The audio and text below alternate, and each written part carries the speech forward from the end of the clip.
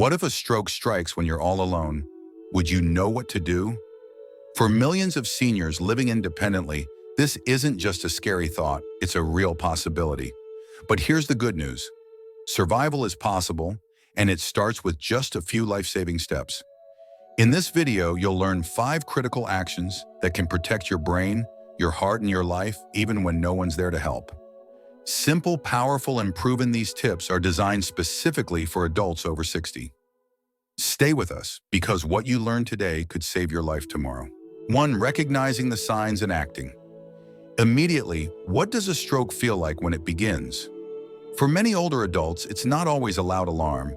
It can start as a whisper, a strange numbness in your cheek, a slight heaviness in one arm, a word that won't quite form. And yet in these quiet moments, the most critical decision must be made: act now or risk everything. For those over 60 living alone, this question becomes even more urgent. Time in these moments is not just precious, it's life-defining. A stroke doesn't wait, it doesn't knock, it arrives. And each passing second without intervention puts the brain and heart at greater risk of damage that cannot be undone. You see, the human brain is like a vast city powered by delicate electrical signals and blood flow. When a stroke occurs, a blockage or rupture disrupts that flow. Entire regions begin to shut down. And unless that flow is restored swiftly, parts of who you are, your memory, your movement, even your speech may fade into silence. That is why recognizing the signs and responding immediately is not just a medical step. It is a moment of profound self-respect. Let me share the story of James, a retired teacher, 73 years old. One quiet morning, he sat with his newspaper coffee steaming beside him. As he reached to turn the page, his hand trembled oddly. Then he noticed a slight slack in the side of his face. A strange fog filled his thoughts. But James didn't ignore it. He didn't convince himself it was just tiredness or a little off day. No, he acted. He picked up the phone and called emergency services. That decision, those 10 seconds of clarity, saved his life. Medical help arrived fast and his recovery was almost full. Now consider this: many others in James's situation might hesitate. They might feel uncertain, afraid to cause a fuss, or embarrassed to be wrong. But the truth is, doing nothing is far more dangerous than overreacting. When it comes to a stroke or a heart attack, hesitation is not caution, it's a gamble. A stroke often announces itself with sudden confusion, difficulty speaking or understanding speech. Numbness or weakness, especially on one side of the body, is a red flag. A heart attack may arrive differently: pressure in the chest, cold sweats, sudden dizziness, or shortness of breath. These aren't inconveniences, they are the body's cry for help. And yet, especially among older adults, there's a tendency to downplay. It's probably just indigestion. I don't want to bother anyone. But that quiet reluctance can cost more than minutes. It can cost memory, mobility, and even life itself. From a psychological standpoint, denial is a defense. No one wants to believe something so serious is happening to them. But it's in these very moments that clarity becomes an act of courage. To trust your body, to believe your instincts, to say something's not right and I deserve help. This is why preparation matters.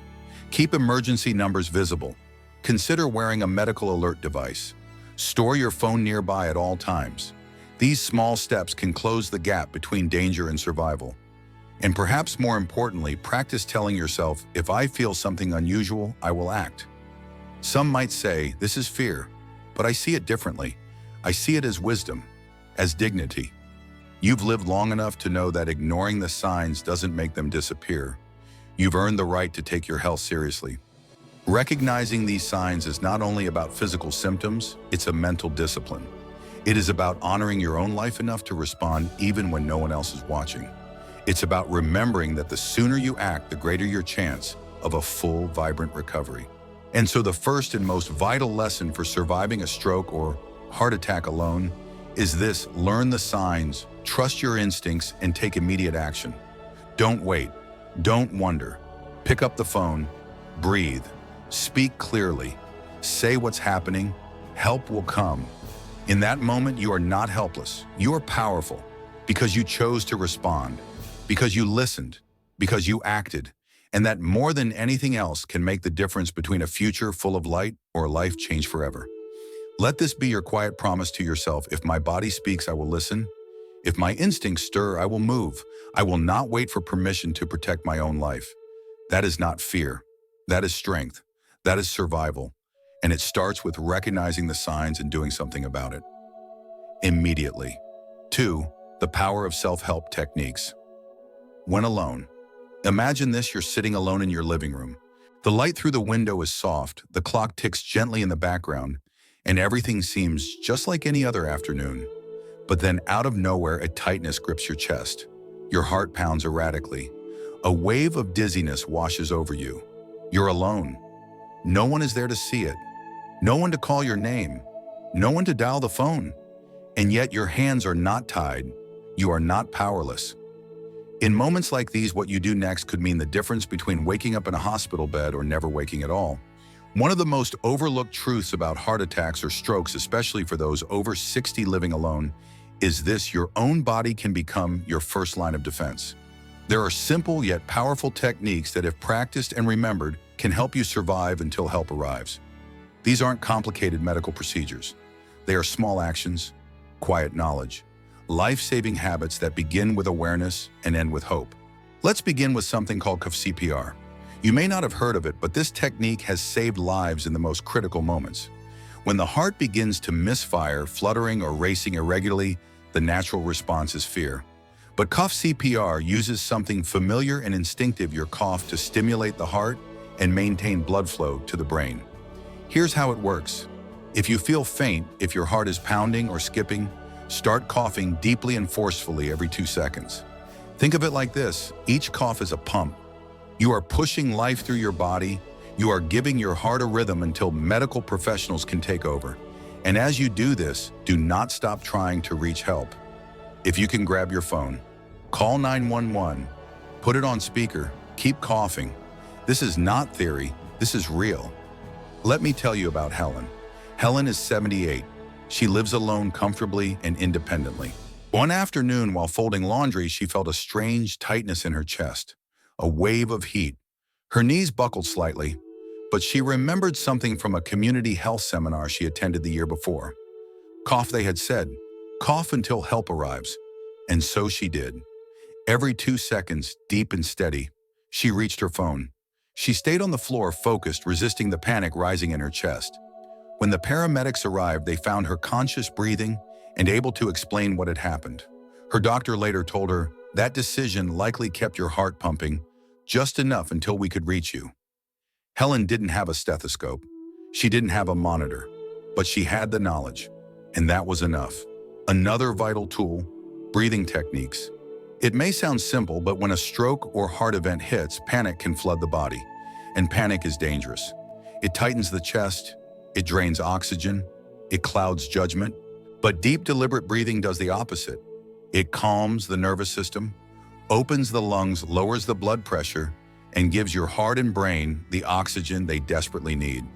Here's a method you can practice now, even before an emergency ever arises. Inhale slowly through your nose, counting to 4.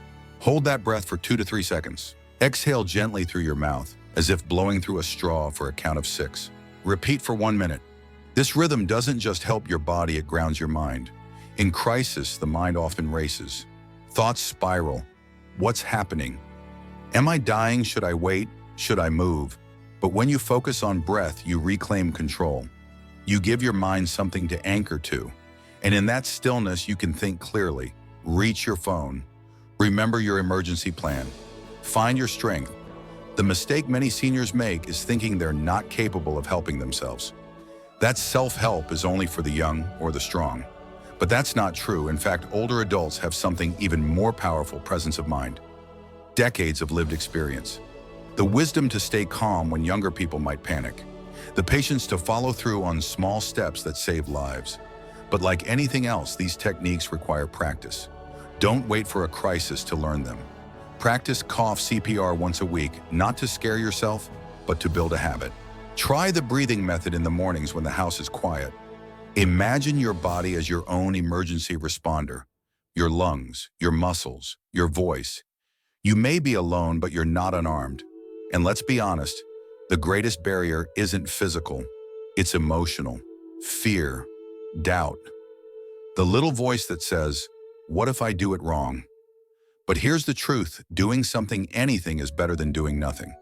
The greatest risk is not in acting, but in waiting. You do not need to be a doctor to save your own life. You just need to be informed, prepared, and willing.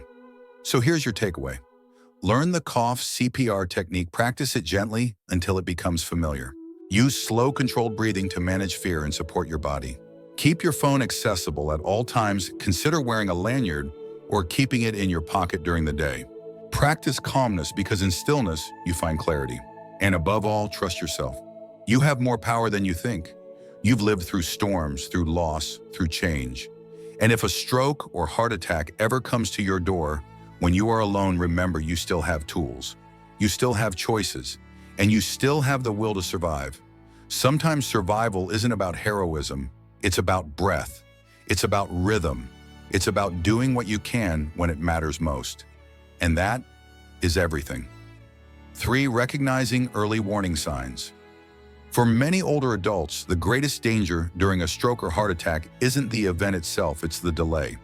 Not the pain, but the pause. That brief moment when something feels off, but you wait, hoping it will pass. And sometimes it does pass.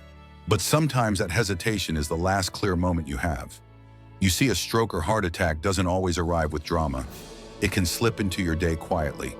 A mild discomfort, a word you can't quite say, a strange fatigue in your arm. And because these signs feel small, many seniors overlook them. They chalk them up to age or maybe just a bad night's sleep. But your body is always speaking, and when something is wrong, it rarely shouts at first, it whispers. That's what makes awareness not just helpful, but life-saving. Take Carl, for example, a retired school teacher, 75 years old. One morning while making tea, he felt a faint pressure in his chest, not painful, just odd. Then came the lightheadedness, a cold sweat, nothing dramatic but unfamiliar. And that was enough for Carl. He sat down, focused on his breathing, and called emergency services.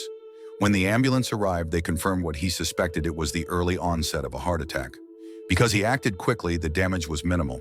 The doctors said if he'd waited even 30 more minutes, the outcome would have been far worse. Carl wasn't lucky. He was prepared. He knew what to look for. He trusted his instincts, and he moved. So what are the early warning signs you should never ignore? For a heart attack, chest discomfort, tightness, pressure, or pain. It might feel like indigestion or even a weight on your chest. Shortness of breath, cold sweat, nausea or lightheadedness, pain radiating to the neck, jaw, or arms. For a stroke, sudden numbness or weakness, especially on one side of the body. Trouble speaking or understanding speech. Blurred or double vision in one or both eyes. Difficulty walking, dizziness or loss of balance. A severe sudden headache with no clear cause. These signs might come all at once, or they might come in pieces. A bit here, a bit there, but they all matter. And perhaps the most important sign is this: you know your body. If something feels unusual, if your energy, speech, or strength changes in a way you can't explain, trust that signal. Do not wait for confirmation. Do not wait for the pain to be unbearable, because by then, the window may have closed. For many seniors, the hardest part isn't recognizing the signs, it's believing they matter enough to act. There's a quiet fear of being wrong, of bothering someone, of calling an ambulance and hearing, "You're fine." But here's the truth: no paramedic, no doctor, no emergency line will ever criticize you for being cautious. Because in these situations, minutes equal muscle. Minutes can mean the difference between full recovery or permanent loss. Still, it's not just about physical awareness, it's emotional preparedness too. Denial is powerful. It creeps in with thoughts like, "I'll wait and see if it goes away. It's probably nothing serious. I don't want to trouble anyone." But let me ask you this: if you were watching a loved one experience these symptoms, would you tell them to wait, or would you tell them to call? Now give yourself the same kindness, the same urgency, the same right to live. There are also steps you can take before symptoms ever arise to prepare. Keep a written list of your health conditions and medications in an easy-to-find spot. Save emergency contacts in your phone under names like ICE, daughter or ICE, neighbor ICE, in case of emergency. Talk to your doctor about your specific risk factors. Keep a printed symptom checklist on the fridge or bedside table. And perhaps most importantly, Practice naming what's happening, even if it's just to yourself. Saying aloud, "My left arm feels weak," or "I'm having trouble forming words," helps your brain move from panic to action. It turns the unknown into something specific, and the specific can be handled. Carl's story is not rare. It's a model of what's possible when you listen, act, and trust yourself. So remember, mild symptoms can still be serious. Time lost is function loss. The faster you call, the more likely you are to recover fully. Every second saved is a step back toward normal life. You don't need to be a doctor to know when something feels wrong. You just need to believe that your life is worth protecting at the very first sign, because it is, and you are. 4. The life-saving power of the right positioning and breathing techniques. Imagine this: your chest tightens, your vision spins. One side of your body feels heavy foreign. You try to stand, but your legs won't listen. You're alone and fear begins to rise like a wave. In this moment, what do? For many older adults, this scenario is not just frightening, it's paralyzing. But here's the quiet truth: no one tells you your posture. Yes, the way you sit, the way you breathe can either ease your suffering or silently make it worse. It might sound too simple, but in the first few minutes of a stroke or heart event, how you position your body and control your breath can be the bridge between survival and collapse.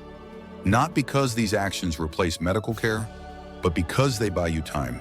They help your heart do less work. They help your lungs find more air. They help your brain stay alive until help arrives. Let me share Helen's story again, not the first one, but what happened later. Helen, at 78, experienced a mild stroke while alone in her kitchen. As the weakness crept into one arm and one leg, panic fluttered in her chest. But she remembered something her nurse had once said: sit down, lean forward, breathe slow. And that's exactly what she did.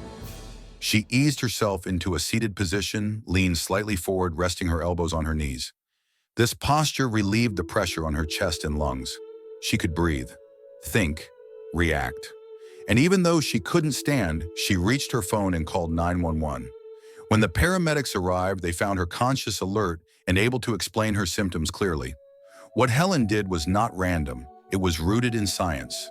Here's why posture matters. When you're upright or slightly leaning forward, it opens space in your chest cavity, your diaphragm. The muscle that helps you breathe moves more freely. Your lungs expand better. Oxygen flows more efficiently. For someone having a heart attack, this reduces stress on the heart muscle. For someone having a stroke, it helps keep the brain nourished with what it needs most: oxygen. Now let's talk about lying down. In some emergencies, especially if you feel faint, it might feel natural to lie flat. But if you lie on your back, especially with breathing trouble, you can worsen the problem.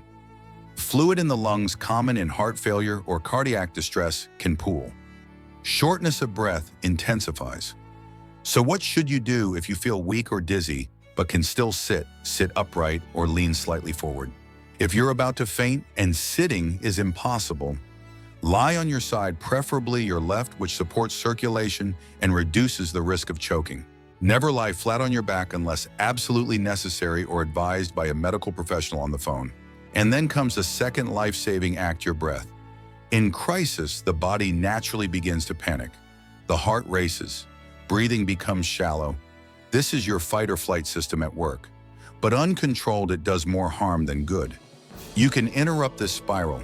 By breathing slowly and deliberately, you calm the sympathetic nervous system. You lower your heart rate. You reduce the demand for oxygen. You give your organs space to recover. Here's a breathing technique used in emergency care that you can practice now. Sit or lean forward comfortably. Breathe in slowly through your nose for 4 counts. Hold that breath for 2 counts. Exhale gently through your mouth, lips pursed as if blowing out a candle, for 6 counts. Pause, repeat.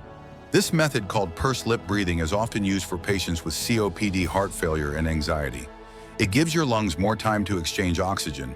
It soothes the nervous system.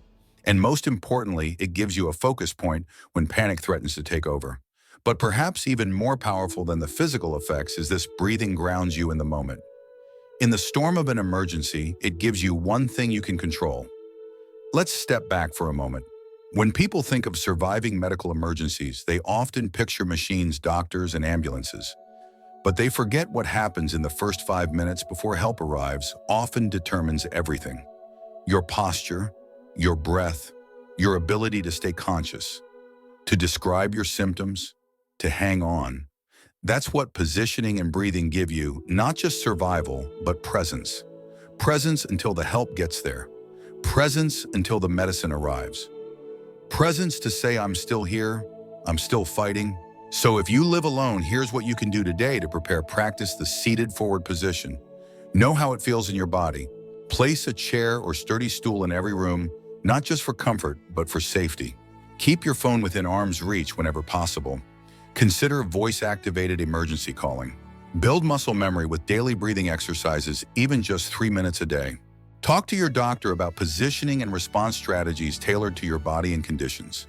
And finally, when the moment comes, if it ever does, remember this truth: you are not helpless. You are not alone. You have tools built into your body that can carry you through. Your posture, your breath, your calm, they are not small things. They are power, and they may be the very things that keep your story going.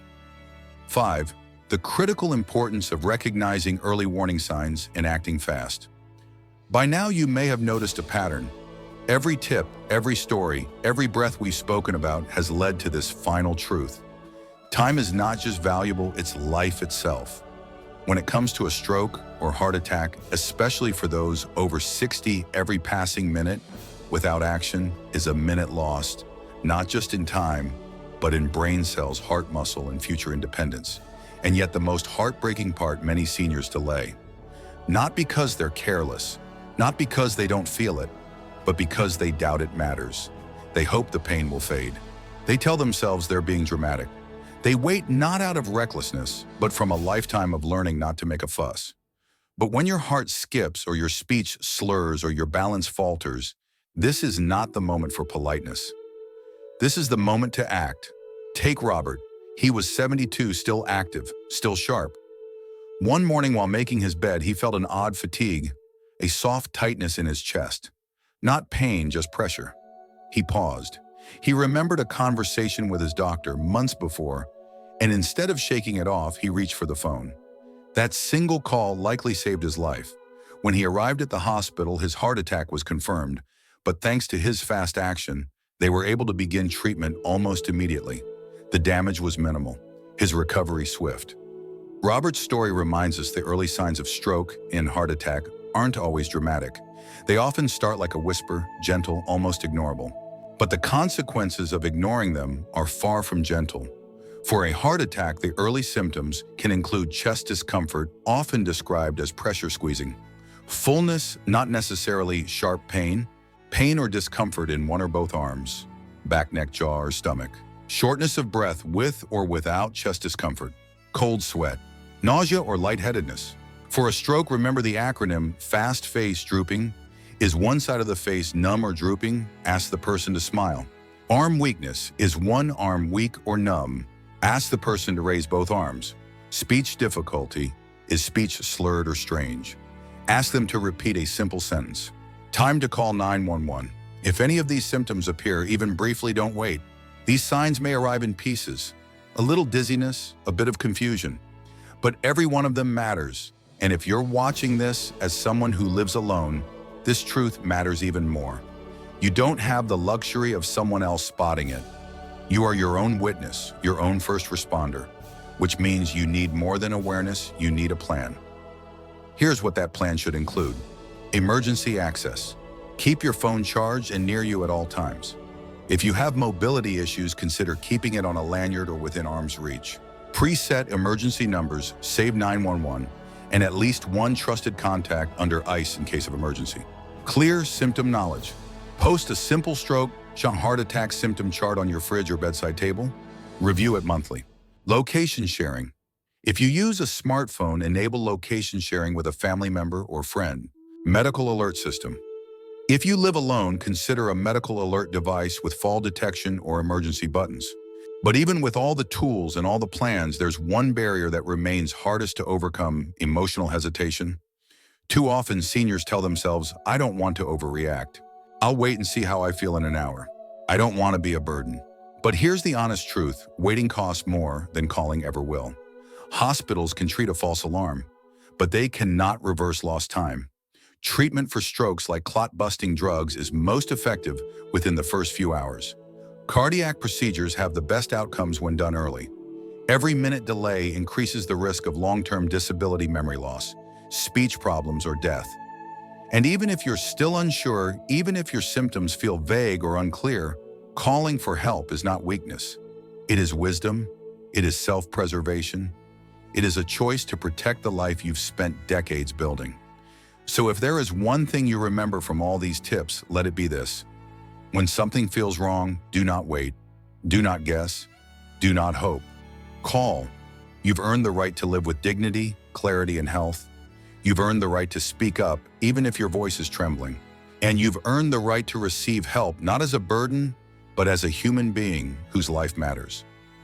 Robert made one call, and that call gave him many more years with his grandchildren, his morning walks, his laughter. That could be you. That should be you. So make your plan, learn the signs, and the moment something feels off, act. Because surviving isn't always about fighting hard. Sometimes it's simply about not hesitating and choosing to believe that your life is worth saving right now. You've just learned the essential steps to survive a stroke or heart attack, especially when you're alone. These moments are scary, but with the right knowledge and calm action, you have more power than you think. If this video helped you, please consider subscribing to Wisdom of Elderly. We're here to guide, support, and empower seniors with real-life health wisdom every week. Share this video with someone who lives alone. It might just save their life.